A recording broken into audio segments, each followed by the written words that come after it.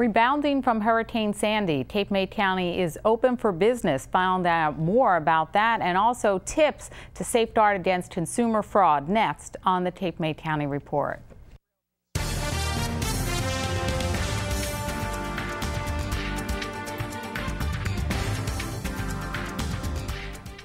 Welcome back to the Cape May County Report. I'm Lenora Bonafonte, Cape May County Communications Director, along with Freeholder Leonard Desiderio. And joining us now is Captain Paul Stills of the Cape May County Prosecutor's Office Major Crimes Unit. Thank you for joining us. Thank you. Thank you. The entire region was impacted by Hurricane Sandy on October the 29th. It made landfill. Many of our towns were devastated, but nothing compared to the devastation in North Jersey and New York. Freeholder, you were here through the storm and also as mayor of Sea Isle. How did the storm impact Cape May County? The storm impacted Sea Isle and Cape May County in a way with much flooding. We suffered much flooding across Cape May County, and there was much damage and beach erosion along with some structural damage. Well, in our region, as you said, we experienced flooding, and there's going to be hundreds of millions of dollars worth of damage when everything is assessed. In Sea Isle City alone, you're looking at over $100 and some million in damage. Yes, we're looking at over $100 million in damage from our beach, our promenade, our public buildings. As you know, our police station took in much water and our city hall took in much water, and in Sea Isle we have presently moved all of the operations to our public school. Now, in the county alone, the freeholders bonded for $27 million to cover damages to county roads. So as we continue, you're seeing this damage in Cape May County, but it really doesn't compare to other areas of the state. And in Cape May County, as we're rebuilding, what are you seeing in terms of for the businesses and the communities as they rebuild? Well, we'll take, for instance, the road leading to the Townsend's Inlet Bridge from Avalon. That was totally wiped out, and you're not able to pass over that road. And it may be till at least May until the road is reconstructed. Also, in the northern end of Sea Isle and into Strathmere, there has been some damage. Also going into over the Corson's Inlet Bridge into Ocean City, the roadway has much damage. So what we're doing is trying to rebuild and get these roads open, just as the businesses are working to reopen. And every day you see another business in Cape May County that is ready to reopen, because we are, as you stated, open for business. And we need to let everyone know, although we were hit by this storm, we are open and we're ready for business. And as you said, even though we were hit by the storm, since the storm, everyone kicked into gear, and every municipality and the county has been working together so that the community is ready and open for business. Absolutely. And during the storm, before the storm, during the storm, and after the storm, we received much cooperation. The Office of Emergency Management, under the Director Marty Palugi, under Director Jerry Thornton, gave us much information so that we knew what was happening and what help we could get from them, and they were great. And of course, the governor, with his updates, daily updates to elected officials, once again showed that he is a great leader. And when you have someone like the governor and his staff and his cabinet giving you updates on a daily basis, it's quite comforting to know what's happening, what's coming, and where we're going to go for help. Now, Captain Still, as recovery continues, many of the businesses, as they're rebuilding, and damage that was caused to homes, mostly due to flooding, there's plenty of work out there. Businesses are looking to hire contractors. Individuals are hiring contractors. From a major crime standpoint, and the Cape May County Prosecutor's Office, we'd like you to give us some tips as to how people can protect themselves from consumer fraud. And we hate to think that there's bad people out there that would come and prey on a situation such as a hurricane, but there are people out there. So First of all, tell us about the Major Crimes Unit and what you do in Cape May County. The Major Crimes Unit investigates and prosecutes all major crimes throughout the Cape May County. We assist with the local jurisdictions, local police departments, and we have a different level of expertise and a different level of manpower that we're able to provide where they may not be able to because they have to respond to calls and be reactive. So typically in Cape May County, what type of fraud do you see? What type of cases do you encounter? Our fraud that we have in Cape May County is, as throughout the state, is the identity theft. We have a lot of identity theft. We have failure to render services where somebody's hired to do some work for somebody and they outright just don't do the work or they don't finish it completely. That was something that could have possibly happened after the storm because, as you know, Captain Skill, there were many wannabe contractors that were trying to get onto the barrier islands after the storm. And, you know, I know, talking to various local police departments, they were stopping them because they did not have proper ID. They were not from Cape May County, not from Atlantic County.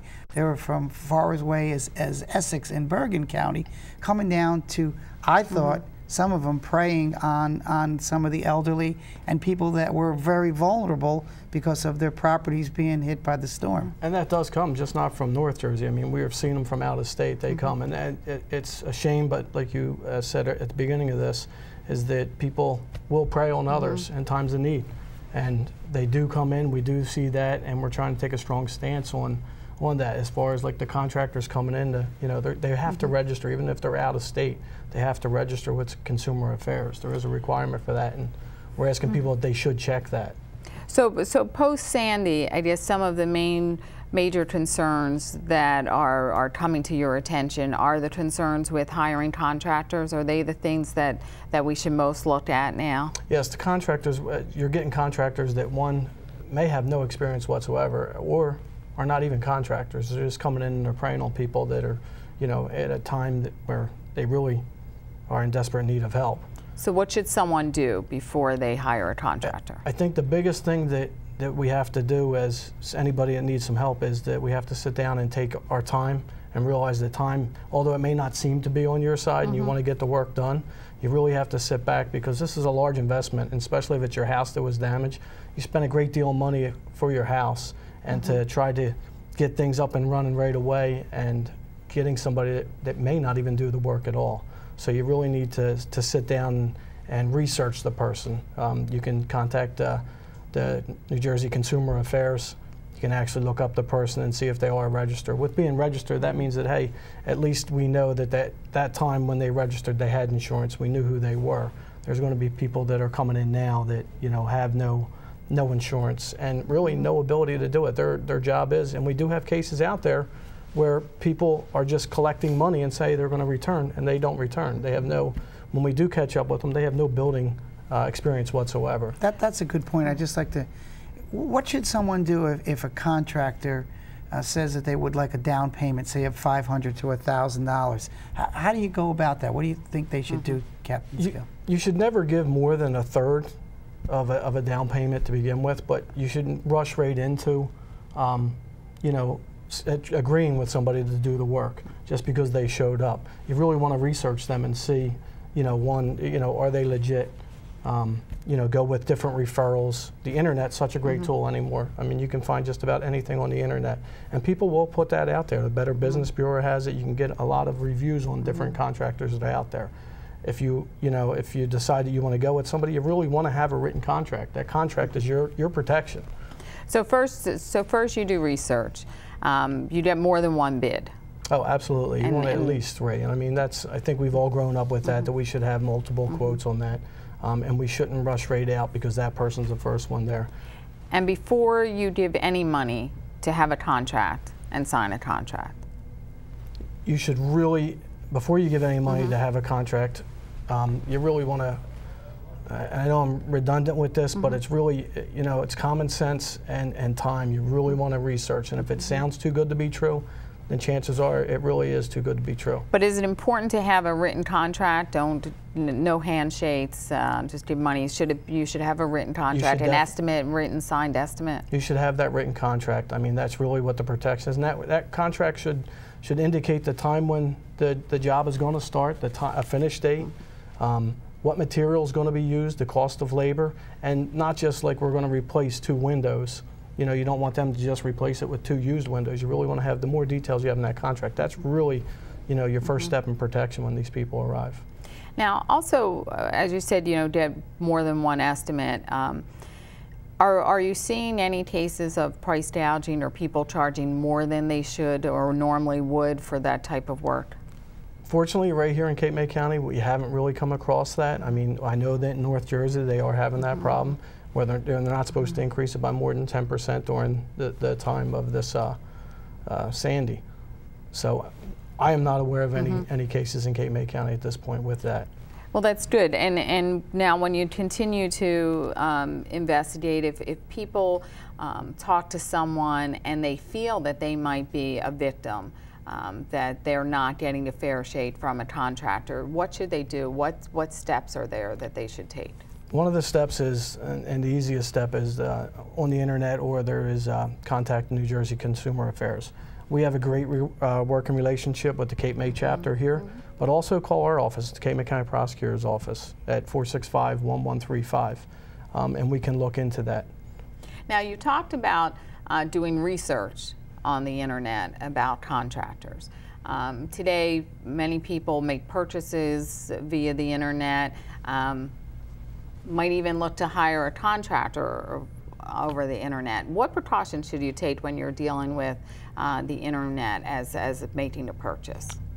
I think the great thing with the internet is that, you know, you can look up and find a lot of information on the internet. With that, people can also hide on the internet, and you really don't know who you're dealing with. I would not send anything. You want somebody to come to your property and see exactly what it is, not to give you an estimate of, hey, this is what we're used to doing or seeing, and this would be the price. So with the internet, I really think that, you know, you have to treat it, you want to get that person to come there. You want to review everything, their referrals you want, and reviews on it. Now, also, as the Freeholder alluded to, in Sea Isle, they were making sure that people that were not legitimate contractors did not get on the island and tried to protect it that way. But what do you do now if people come door to door soliciting? Should you be cautious if someone comes to your home and says, I can do work for you? At this time, more than ever, should you be cautious. I mean, there's a lot of work out there for people that are registered and properly insured and that are actually home improvement contractors, that they don't really have to go door to door. What you see the door to door is the people coming from out of state that are coming here. You don't know who they are, you really don't have any referrals, and you got to be careful because they're the ones that are going to be high pressure and say, you know, we're in the area and we have some extra material and we can finish your property, but we got to start it right now. Although it sounds good, it really comes down to... They're trying to do a fast sell? They're just trying to do a fast sell. I mean, you see that a lot. So there's things like that that really should put up the red flag. That's a huge red flag. And you should probably watch who you open the door for at any time, especially, you know, the senior citizens when they're, you know, they're the most vulnerable. And with that, you should never let, you know, more than one person in your house. If you're alone, you shouldn't let anybody in your house. You can always take a number and call back. There's plenty of cases out there where one person is distracting the victim, the homeowner, while the other person's actually in their bedroom or something and removing property of theirs with no intentions of coming back. And really, if it's like in your jewelry box or anything, you don't really notice that person, and that happens quite often. You never want to have anybody in your house, especially by yourself, nor let more than one person in there where you're easily distracted. And that's actually in front of your house too. They'll have somebody walk back and start doing estimates, and they'll go right into your house from the back. You really got to be cautious. Just one other thing that I wanted to bring up is a little different, but this time of the year, a lot of charities are soliciting for donations via the phone, and now with Hurricane Sandy, there's many people in need and people are calling and soliciting. How can you protect yourself from someone soliciting over the phone that's not a valid charity? What are some things that you should ask and protect yourself so that you make sure your money does go to the good cause?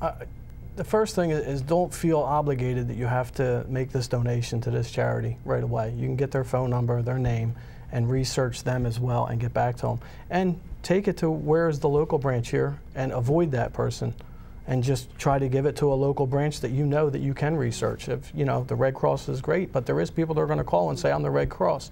And don't be, you know, they'll give you the number to call back and they'll answer as the Red Cross because for 8 hours a day, 16 hours a day, that's all they're doing is fraudulently trying to get people to send money to them. Really research it, again, with the internet and the phone book. Look up the phone number and make sure and look up that area and see if that is the legit phone number. And again, there are so many charities in Cape May County. You could give locally, and then if you want to help victims of Hurricane Sandy, there's the Governor's Fund that's set up that you could go directly through that to help Hurricane Sandy victims as well.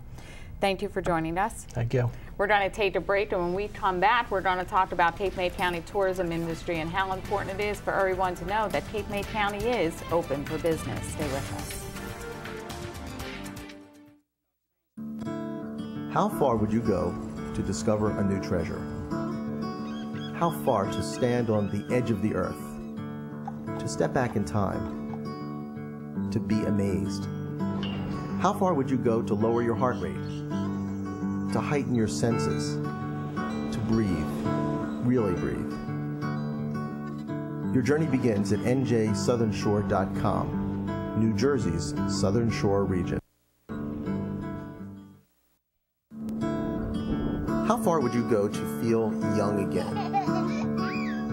How far to capture the sun? To walk in the wild? To celebrate new traditions?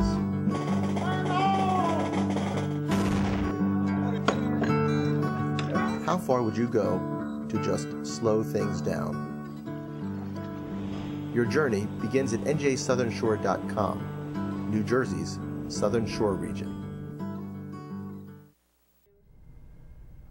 Welcome back to the Cape May County Report. I'm Lenora Bonafonte, Cape May County Communications Director, along with Freeholder Vice Director Susan Sheppard, and joining us now is Diane Wieland, who is the Director of the Cape May County Department of Tourism. Prior to the break, we were talking about the fact that Hurricane Sandy hit the Jersey Shore on October the 29th, and thankfully, because of where she landed, Cape May County was spared the brunt of the storm, although we did receive hundreds of millions of dollars of damage, but nothing compared to North Jersey and New York. And because of that, the Jersey Shore, the Jersey Cape May County is ready to open for New Jersey. Yes, that's so important that we get the message out that Cape May County is open for business. The northern part of the county did get hit, as Freeholder Desiderio and the Mayor of Seattle indicated. CIL and Ocean City did sustain some damages, a lot of damage to their commercial businesses, Asbury Avenue and Landis Avenue, but they're working very hard to open up. I would say the majority of the businesses, at least 75 to 80%, are now open. And all the towns are trying to be festive for the holiday season. And as a county, we have been working very hard to try to promote the fact that although we're very sympathetic with what happened in the northern part of the state, we don't want people to perceive the pictures that we saw on national media of roller coasters and Ferris wheels in the ocean, to perceive that that may be Ocean City or Sea Isle or Wildwood, because thankfully it was not. And we're in very good shape, and tourism is such a major industry for us in Cape May County that is so important that people know that we are open for business and they come on down to the shore. Well, Diane, as the Freeholder said, you know, as we you know, our hearts go out to North Jersey and New York, and we assist in any way we can. When you look ahead to the tourism season and the economy in Cape May County, as tourism director, with the tourism industry over $5 billion of coming into the county, how important is it that you stay on top of it, and so that people know they can book now to come back to the Jersey Cape? What we found and what we started to do immediately after the storm was to formulate our message that we are open, because often people are making their plans at this time of year for their summer vacation. We received many calls from people, you know, how did we make out in Cape May County, you know, asking about specific properties. You know, there's so many people, visitors and friends to Cape May County, who love the area, and we're deeply concerned that the images that they saw were part of us. And one of the important things that we need to look at is to better define who we are. So when that message is out there, the Jersey Shore, well, we are definitely part of the Jersey Shore. Cape May County, the Jersey Cape, the Southern Shore, we are very southern tip of the state. And you know, we're not saying that this will never happen again. You know, the storms of the centuries are coming closer and closer than every 100 years, and we don't know what will happen the next time, but we want to be able to be better identified and be able to say to our visitors, and what we're doing now is, you want to help support our small businesses, because that's what we are. Tourism in New Jersey are small businesses. They're mom and pops. That's who's going to rebuild this area. It's going to rebuild the entire state along the beaches. So we're requesting and asking that if you want to help during the holiday season and the gift-giving season, consider buying gift cards to getaways for, you know, family members or restaurants or retail or attractions as gifts. And we know they're all often go on sale during the holiday season. You know, make an effort to do that, not only for the locals to shop local, but for our second homeowners and our visitors to come back. Hey, see for yourself. We're not making this up. We're in good shape.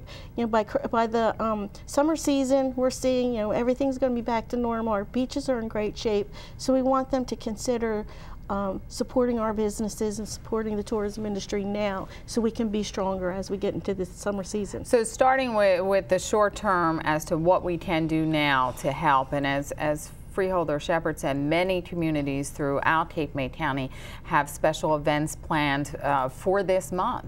And even in the county, the Cape May County Park and Zoo has Santa coming. There's so many different events that are taking place this month. So we're open and people can come and see that, but as you're saying, also take advantage of this time to shop local and then also think of buying things that will bring people back here later. Yeah.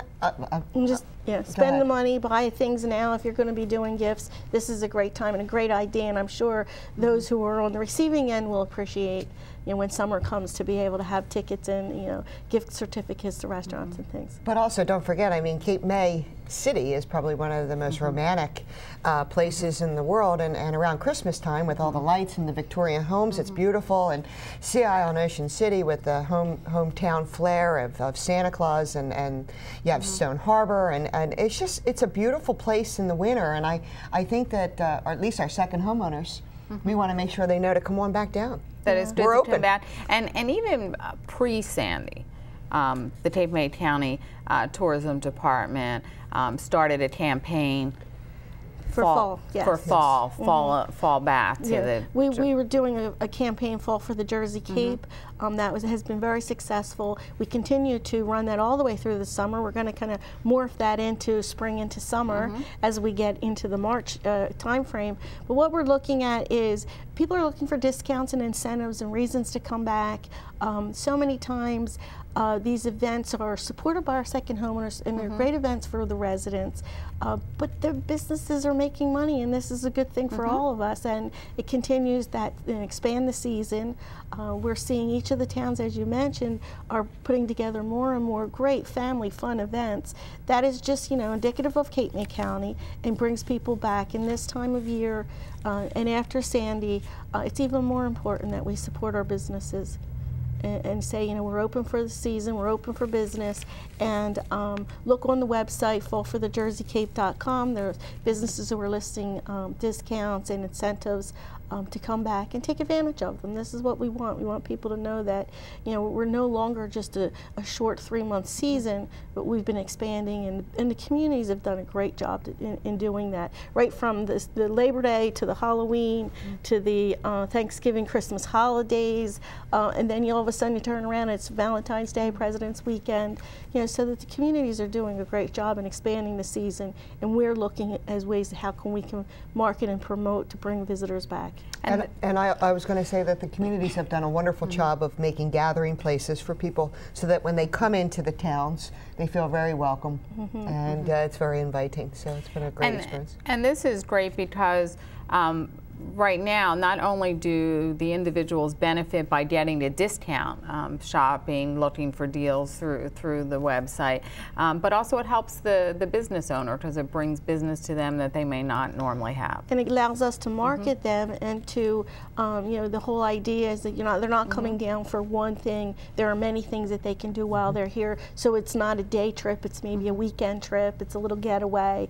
The B&Bs are open, there's hotels that are still open throughout the resort. So, you know, it kind of gives them a reason to come and enjoy themselves and get that whole feel for, and we hear it so often when we're out talking to potential visitors, you know, what is it like in the wintertime? You know, come and see sand, you know, the beaches when there's snow on it. You know, they just can't even fathom that. So this gives people an opportunity and a reason to come back, and definitely to see that we are in good shape. And in the winter, it becomes small town America. I mean, it is. It's just the quintessential small towns. You have the lights on the lampposts going down the main streets, and it's very quaint, and there's nothing like it, and that's why we live here. Yeah, quality of life. Yeah. Quality of life.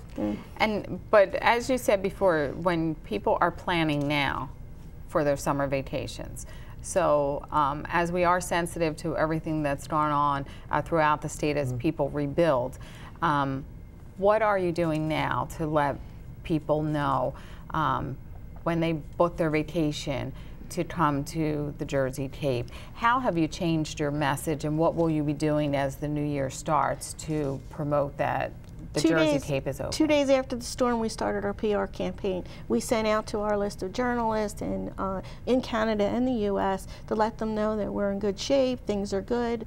You know, we were getting calls from a lot of areas who they were seeing these, you know, horrific images of roller coasters in the ocean, and saying, you know, how is it there? So we were getting positive messages out. Social media certainly was a good option for us to use to get messages out, and also images of, you know, the great iconic images of the area. To let them see that the images that they know of the Jersey Shore here at the Jersey Cape are still here intact. But we believed as a public policy that it was so important for Cape May County to allocate funds to do that marketing campaign, because we thought it was just so important to the tourism industry. So we actually allocated funds in certain areas to do that. We did like full page ads in the Philadelphia Inquirer, AAA Advisory in Maryland and Virginia, in New York, in Canada. Yes, we're doing and we're trying very hard so that, you know, and although we're very, very sympathetic to what happened in the northern part of the state, and we wish them the well, but we have to make sure that we can let the world know we're open. And in the end, you know, we want them to stay in New Jersey. So if because it helps us all. It helps us all. So if they're looking and maybe where the visitors had gone other years and, you know, favorite spots, and it's not available, or it's not what they, you know, want it to be, we still want them to stay in New Jersey. So that's important for all of us. Sales tax, occupancy tax, all the things that happens when, you know, a sale is made. But we are working to, and we have a lot of friends in the media who are also helping us. So we've had a campaign in place, and now we're able to switch our gears and not talk about the fall and the winter, but talk about, hey, we're open. Come on down, check it out. And many of our media friends have expanded some of our ad buys at very minimal cost or no cost. So, you know, they've worked with us, and we are getting that message out there. Well, thank you. And the important thing is that people do know we're open, and they come back to Cape May County and the Jersey Cape again and again. For more information, visit capemaycountygov.net, click on tourism. Until next time, I'm Lenora Bonafonte. See you on the Cape May County Report. Thank you for joining us.